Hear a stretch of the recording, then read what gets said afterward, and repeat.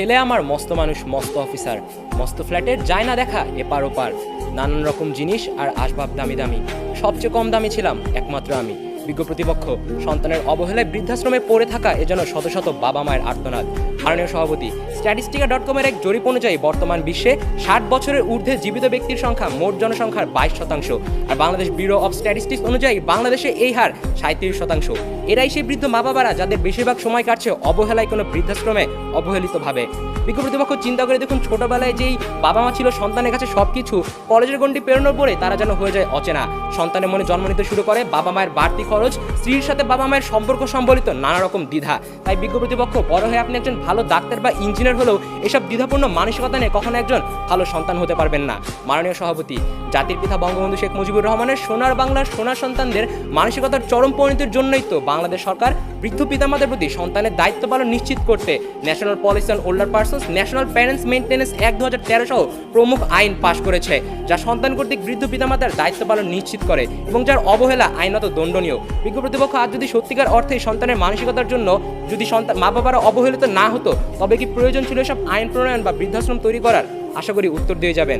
মাননীয় সভাপতি, প্রতিপক্ষের বক্তারা বৃদ্ধ পিতামাতার প্রতি দায়িত্ব পালনে সন্তানের মানসিকতা যে মূল কারণ তাকে ধামাচাপা দিতে পারলেও ধামাচাপা দিতে পারবে না সেই সন্তানের প্রেয়সীকে নিয়ে ব্যয়বহুল রেস্টুরেন্টে যাওয়ার ছবি, সেই সন্তান যে কিনা বাবা মাকে বাসার বাইরে নিয়ে যেতে লজ্জাবোধ করে, তারা মাদার্স ডে পালন করে ফেসবুকে একখানা স্ট্যাটাস এবং মায়ের সাথে একখানা সেলফি আপলোড করে এবং পর মুহূর্তেই মাকে রাগত স্বরে বলে, মা যাও কাপড়গুলো ধুয়ে নিয়ে আসো। বিজ্ঞ প্রতিপক্ষ, সন্তানের এমন চরম মানসিকতার জন্যই তো 80 বছরের পুরা সামিরান বিবি ছেলে মেয়ের যত্নের অভাবে ঢাকার আগারগাঁয়ে সমাজসেবা অধিদপ্তরের সামনে বসে বাধ্য হয়ে ভিক্ষে করে।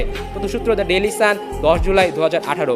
কিন্তু প্রতিপক্ষের বক্তারা যদি মানসিকতার কঠিন বাস্তবতা থেকে মুখ সরিয়ে অন্য সব গৌণ কারণ নিয়ে আসতে চায়, তবে সম্ভবত চোখে পড়বে দারিদ্র, শহরায়ন, একক পরিবারের মতো বিষয়গুলোকে। কিন্তু বিজ্ঞ প্রতিপক্ষ, বৃদ্ধ পিতামাতার প্রতি দায়িত্ব পালনে অবহেলার ক্ষেত্রে এসব কেবল গৌণ কারণ, মূল কারণ কখনোই নয়। কেননা বাংলাদেশের দারিদ্র সীমার নিচে বসবাসকারী 21.8% মানুষ, যাদের কিনা নুন আনতে পান্তাফুরে অবস্থা, তারা তো অবহেলার সংজ্ঞারই বাইরে। অবহেলার সংজ্ঞাই হচ্ছে যথেষ্ট পরিমাণ সম্পদ থাকা সত্ত্বেও ইচ্ছাকৃতভাবে কোনো বিষয় বা পরিস্থিতিকে উপেক্ষা করা, এক্ষেত্রে বৃদ্ধ পিতামাতার প্রতি দায়িত্ব পালন। তাই বিজ্ঞ প্রতিপক্ষ বাংলাদেশের বিতর্ক মঞ্চে দাঁড়িয়ে বৃদ্ধ পিতামাতার প্রতি দায়িত্ব পালনে অবহেলার অভিশাপ আমরা কি এই দরিদ্র জনগোষ্ঠীর উপর আরোপ করতে পারি? প্রশ্ন রইল। আবার একক পরিবারের খাতিরে কৌশলে নিজের বাবা মাকে দূরে ঠেলে দিলেও আধুনিক সমাজের অত্যাধুনিক আইটি প্রযুক্তি দিয়ে দিনে যদি অন্তত 5 থেকে 10 মিনিটের জন্য সেই বাবা মায়ের খোঁজ নেওয়ার মানসিকতায় আপনার না থাকে, তবে তো আপনি আপনার ঘৃণ্য মানসিকতার মাঝকে একক পরিবারের শাক দিয়ে ঢাকার বৃথা চেষ্টা করছেন। বিজ্ঞ প্রতিপক্ষ, আপনারা সম্ভবত হযরত বায়েজিদ বোস্তামী রাদিয়াল্লাহু তাআলা আনহুর কথা ভুলে গিয়েছেন। অসুস্থ মায়ের পাশে পানির গ্লাস হাতে নিয়ে যে দাঁড়িয়েছিলেন সারা রাত, তবুও মাকে ডেকে দিলেননি মা কষ্ট পাবে বলে। আর বর্তমান সমাজের সন্তানেরা তো নিজের সাংসারিক জীবনে কাজকর্মের জন্য নিজের বৃদ্ধ বাবা মাকে বাসার ভৃত্যে পরিণত করেছে।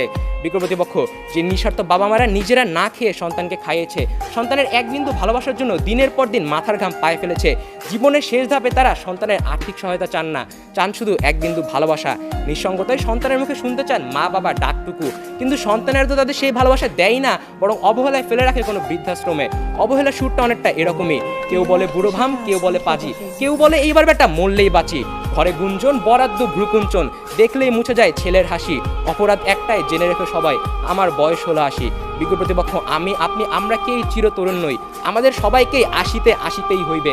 নিজের শেষ জীবনে যখন আপনার সুপ্রতিষ্ঠিত সুশিক্ষিত সন্তান আপনাকেই অবহেলায় ফেলে রাখবে বৃদ্ধাশ্রমে, তখন সে অবহেলার জন্য কাকে দায়ী করবেন? এই প্রশ্ন রেখে শেষ করছি আমার বক্তব্য। ধন্যবাদ মাননীয় সভাপতি, ধন্যবাদ সবাইকে।